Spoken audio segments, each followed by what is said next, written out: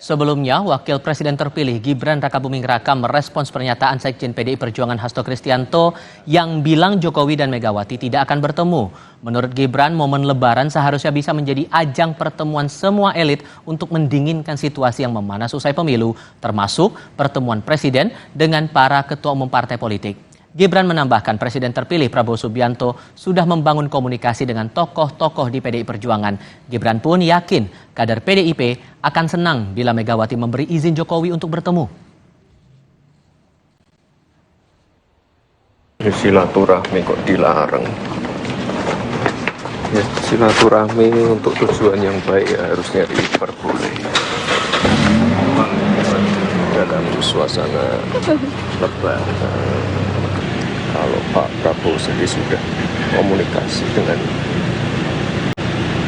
tokoh-tokoh dari PDI Perjuangan. Ya, sekali lagi ini loh, ini masih suasana Lebaran.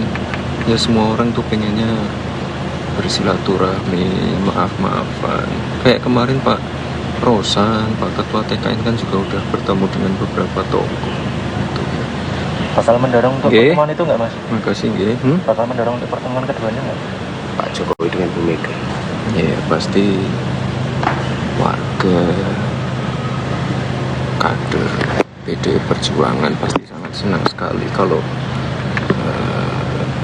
Bu Megawati bisa memberikan izin untuk bertemu, ya.